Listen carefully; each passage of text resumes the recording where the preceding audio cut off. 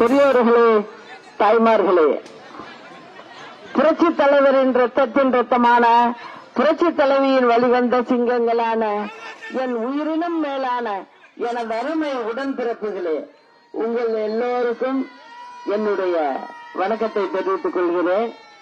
எழும்பூர் தொகுதி வாக்காளர் பெருமக்களே, உங்களுக்கு என்னுடைய நல்வாழ்த்துக்களை அன்போடு தெரிவித்துக் கொள்கிறேன். இப்ப வந்திருக்கிற தேர்தல் அப்படின்னு பாத்தீங்கன்னா, இது கட்சிகளுக்கு உண்டான தேர்தலா தயவு செய்து எடுத்துக்காதீங்க. காரணம், இது மக்களுக்கான தேர்தல். மக்களுக்கு இந்த திமுக அரசு ஏதாவது செஞ்சிருக்கா அப்படின்னு பாத்தீங்கன்னா, ஒன்னும் வாழ்வாதாரத்துக்கு எதுவுமே செய்யல. இதனாலதான் சொல்றேன், இந்த அரசு மக்களுக்கான அரசு இல்ல அப்படின்னு சொல்றேன். இப்ப அம்மா இருந்தப்ப எல்லாருக்கும் நல்லதை செஞ்சிருக்காங்க. ஆனா அம்மாவுக்கு பிறகு எதுவுமே இந்த மக்களுக்கு கிடைக்கல. அதுதான் உண்மை. அதனாலதான் சொல்றேன், இந்த மக்கள் ஏதோ டோக்கனை கொடுத்து இந்த மக்களை ஓட்ட வாங்கிடலாம் அப்படின்னு நினைக்கிறாங்க. அது இல்லைங்கிறத நீங்க காட்டணும். இப்ப ஆண்டுகிட்டு இருக்க அரசாங்கம் என்ன சொல்லுது? டோக்கன் கொடுக்கறேன், 8000 ரூபாய்க்கு போய் உங்களுக்கு வேண்டிய சாமான வாங்கிக்கிங்குது. அது போருமா 5 வருஷத்துக்கு? அவங்களுக்கு குடும்பம் நடத்துறதுக்கு அவங்களுக்கு வேலை வாய்ப்போ ஒண்ணு ஏற்படுத்தி கொடுக்காம ஒரு அரசாங்கம் சும்மா ஒரு 8000 ரூபாய் வச்சு நீங்க பாத்துக்கங்கன்னு சொன்னா என்ன கணக்கு அது? அதே போல இந்த துரோக கும்பல் ஒன்னா சேர்ந்திருக்கு. அவங்க என்ன சொல்றாங்க? ஒரு ஃப்ரிட்ஜ் தர்றோம், ஒரு 10,000 ரூபாய் கொடுக்கறோம் அப்படின்னு சொல்றாங்க. அதையும் சொல்றேன், இவங்க 2 பேரும் அரசாங்கத்தை நடத்தினவங்க. ஏற்கனவே ஒருத்தர் இப்ப நடத்திக்கிட்டு இருக்காரு. ஏற்கனவே 12 லட்சம் கோடி கடன் வாங்கி மாதத்துக்கு 7,000 கோடி வட்டி கட்டிக்கிட்டு இருக்காங்க. அப்படி இருக்கிறவங்க இன்னும் நீங்க ஆட்சியை கையில கொடுத்தா இன்னும் 10 லட்சம் கோடி கடன் வாங்குவாங்களே தவிர வேற ஒண்ணும் இவங்க செய்ய மாட்டாங்க. இப்ப 12 லட்சம் கோடி கடன் வாங்கி இருக்கிறதுக்கே ஒருத்தர் மேல 2 லட்சம் ரூபாய் கடன் இருக்கு. ஜனங்களை வச்சுதான் கடனே கொடுப்பாங்க. அந்த மாதிரி தான் இவங்க. இப்ப கடையில நீங்க நகை கடை, அடகு கடை, இங்க போனா நகையை வச்சுட்டு கொடுப்பாங்க. அரசாங்கம் மக்களை வச்சுக்கிட்டு தான் கொடுக்குது. ஆனா உங்களுக்கு டோக்கன் கொடுக்கறேங்குது, அதையும் நாளைக்கு கடன் வாங்கி கொடுக்கறது தான். இதெல்லாம் யார் தலையில விடியுது? மக்கள் தலையில விடியுது. உங்களுக்கு ஏதாவது ஒரு வேலை வாய்ப்பை ஏற்படுத்தி கொடுத்தா அதை வச்சு நீங்க சம்பாத்தியம் பண்ணிக்கலாம். உங்க குடும்பத்தை நீங்க காப்பாத்துவீங்க. இன்னும் 4 பேரை கூட காப்பாற்ற முடியும் உங்களால. ஆனா அதுக்கு உண்டான வழி எதுவுமே இல்ல. எதையுமே செய்யாம சும்மா டோக்கனை கொடுக்கறேங்கிறது, ஃப்ரிட்ஜ கொடுக்கறேங்கிறது, 10,000 ரூபாய் பணம் கொடுக்கறேங்கிறது, இதெல்லாம் நம்பி மோசம் போயிடக்கூடாதுங்கிறதான் நான் இப்ப தமிழ்நாட்டுல எல்லா இடத்துலயும் பிரச்சாரம் பண்ணிட்டு வரும்போது மக்களுக்கு விழிப்புணர்வை ஏற்படுத்திக்கிட்டே வர்றேன். அம்மா இருந்தப்ப இப்படிலாம் செய்யல. அம்மா இருந்தப்ப 1,80,000 கோடி கடன். ஆனா மிக்சி கொடுத்தாங்க, கிரைண்டர் கொடுத்தாங்க, பிள்ளைங்களுக்கு சைக்கிள், லேப்டாப் கொடுத்தாங்க, சீருடை 4 கொடுத்தாங்க பிள்ளைகளுக்கு. பாட புத்தகங்கள்லாம் அம்மா அப்பாவுக்கு சிரமம் கொடுக்காம படிக்க வச்சாங்க. தாம் பிள்ளைங்க மாதிரி செஞ்சாங்க. செஞ்சது அம்மா. அப்பா கடை இவ்வளவு வாங்கல, நல்லா கவனிக்கணும் நீங்க. ஆனா இப்ப வாங்கின கடன் எல்லாம் எங்க போகுது? யாரு வீட்டுக்கு போகுது? எங்க போயிட்டு இருக்கு? மக்கள்கிட்ட நீங்க அம்மா இருந்தப்ப 500 யூனிட் நீங்க வீட்டுல உபயோகப்படுத்துறவங்க குடும்பம் 2 கோடி வீடு இருக்கு தமிழ்நாட்டுல. அவங்ககிட்ட ஒவ்வொரு மாதமும் 800 ரூபாய் நீங்க கூட வாங்குறீங்க. திமுக அரசாங்கம் நீங்க 1000 ரூபாய் கொடுத்து விட்டு ஏமாத்திக்கிட்டு நீங்க பண்றதெல்லாம் எங்களுக்கு தெரியாதுன்னு நினைக்காதீங்க. ஏன்னா 15 ஆண்டு காலம் அம்மா முதலமைச்சர் அப்ப இருந்தப்ப நான் கூடவே இருந்து பார்த்தவ. எனக்கு அரசாங்க கணக்கு நல்லாவே தெரியும்.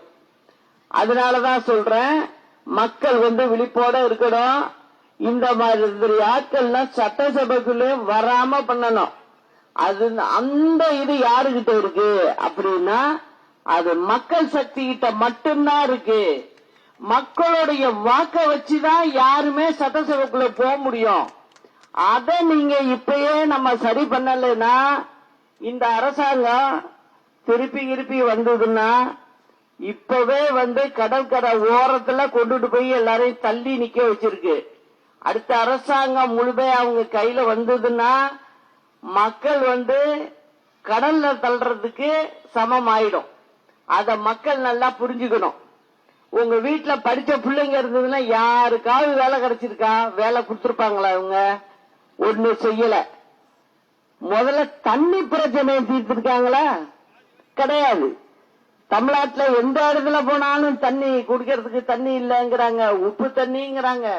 கடற்கரை ஓரத்துல உள்ள கிராமங்கள்லாம் தண்ணி உப்பு தண்ணிங்க அப்படிங்குது. குடி தண்ணிய குடிச்சு நாங்க ரொம்ப வருஷம் ஆயிடுச்சுங்குதுங்க. அதனாலதான் சொல்றேன், சும்மா தேர்தல் அறிக்கைன்னு சொல்லி 505 அறிக்கைய போன அரசாங்கம் வர்றதுக்கு முன்னே கொடுத்து ஏமாத்தி தான் இவங்க ஆட்சிக்கு வந்தாங்க. அதுல 50 கூட செய்யல அவங்க. ஆனா திருப்பி இப்ப 525 வாக்குறுதி கொடுத்து திருப்பி அடுத்த தேர்தலுக்கு வந்துட்டாங்க அவங்க. நான் இப்ப வந்த இடம்லாம் அவங்க அந்த ஊருக்கு என்ன செய்யறேன்னு சொன்னாங்களோ அத அந்த மக்கள்கிட்ட கேட்கிறேன், செய்யலைங்குது. அத நான் கேட்டுக்கிட்டே தான் வந்துகிட்டு இருக்கேன். இதுதான் திமுக செய்யற வேலை. அதனால அதுக்கு நீங்க முடிவு கட்டி ஆகணும்.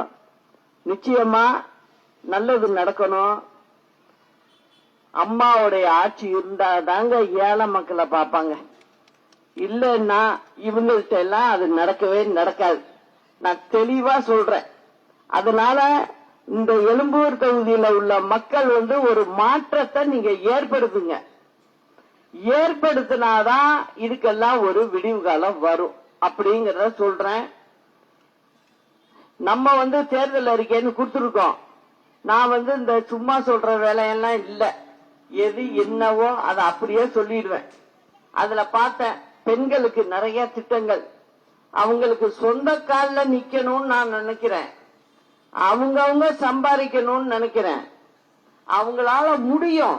பெண்களால முடியாது எதுவுமே இல்ல. ஒரு குடும்பத்தை நல்லா பாத்துக்கிறவங்க. அதனால அதுக்கு உண்டான திட்டங்கள்லாம் நம்மள வருது. இளைஞர்களுக்கும் சொல்றேன், பெண் பிள்ளைகளுக்கும் சொல்றேன், அவங்களுக்கெல்லாம் வேண்டிய பயிற்சிகள் கொடுத்து ஃப்ரீயா கொடுத்து அவங்களுக்கு அதுக்கு உண்டான தொழில் செய்யணும்னு ஆசைப்படுறாங்களா, வேலைக்கு போகணும்னு ஆசைப்படுறாங்களா, அந்த அளவுக்கு அவங்களையும் நாங்க உருவாக்கிடுவோம். இத செஞ்சோம்னாவே நமக்கு நல்லா எல்லா வீட்டு ஜனங்களும் நல்லா இருப்பாங்க.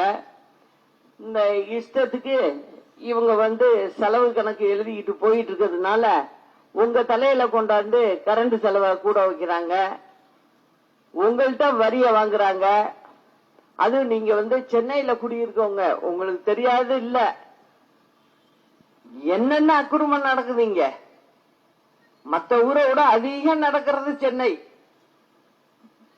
அப்படி இருக்கிற இடத்தை நம்ம மாத்தணும். ஒரு சுகாதாரமான வாழ்க்கைய நம்ம கொடுக்கணும். அவங்களுக்கு சுற்றுச்சூழலை சரி பண்ணணும். இதெல்லாம் ரொம்ப மோசமா இருக்குங்க.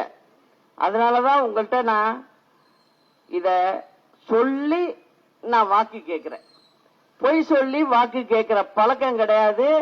ஏன்னா நான் அம்மா வளர்ப்புலயே வந்துட்டேன். அதனால அம்மாவை பொறுத்த வரைக்கும் ஜனங்களுக்கு என்ன செய்யணும், அது குறிப்பா ஏழை மக்களுக்கு என்ன செய்யணும் அப்படிங்கறது தான் முதல் நினைப்பா இருக்கும் அவங்களுக்கு. அதனால இததான் நாங்க 37, 38 வருஷமா பேசிக்கிட்டு இருந்திருக்கோம். அதுல அம்மாவோட முடிஞ்சதெல்லாம் செஞ்சுக்கிட்டு வந்தாங்க. இப்ப இந்த பெண்கள் குழுன்னு வச்சதெல்லாம் அம்மா தான் ஆரம்பிச்சது. ஆனா அவங்களுக்கு அதுக்கப்புறம் சரியான வழிகாட்டி இல்ல. அதுக்காக தான் நான் அதுல பயிற்சி சொல்றது. அந்த குழுக்கெல்லாம் பயிற்சி கொடுத்து அவங்கள சொந்தமா ஏதாவது செய்ய வைக்கணும் அப்படின்னு ஆசைப்படுறேன். அதனால நீங்களாம் எங்களுக்கு ஆதரவு கொடுக்கணுங்கிறத கேட்டுக்கிறேன். எழும்பூர் குழந்தைகள் நல மருத்துவமனையில் அம்மா ஆட்சியில் இருந்தது போல் தற்போது வசதிகள் இல்லை. மருத்துவ வசதிகளை மேம்படுத்த மக்கள் கோரிக்கை. இது இந்த ஊர்ல மட்டும் நினைச்சுக்காதீங்க, தமிழ்நாட்டுல எல்லா இடத்துக்கும் போயிட்டு வந்திருக்கேன், எல்லா இடத்துலயும் இதே தான் சொல்றாங்க. அடுத்தது, ஒட்டேரியில் உள்ள கால்வாய் தூர்வாரப்படாததால் மழைநீர் செல்ல வழி இல்லாமல் அருகில் உள்ள தட்டாங்குளம் பகுதியில் உள்ள குடியிருப்புகளில் மழைநீர் புகுந்து மக்கள் கடும் அவதி அடைகின்றனர். அதையும் சரி பண்ணல. அங்கேருந்து என்ன பண்றாங்க, சும்மா ஒரு ரெயின் கோட்டை போட்டுக்கிட்டு ஒரு கொடையை பிடிச்சிக்கிட்டு நிக்க வேண்டியது. ஓ, இங்கதான் தண்ணி போகுது இப்படிதானா அப்படின்னு சொல்லிட்டு முதல்வர் போயிடுவாரு. அத போட்டோ எடுத்து எல்லா டிவிலையும் ஓடும், அவ்வளவுதான். ஆனா அதுக்கு நிவாரணம் ஏதாவது கிடைச்சிருக்கான்னு பாத்தீங்கன்னா இல்ல.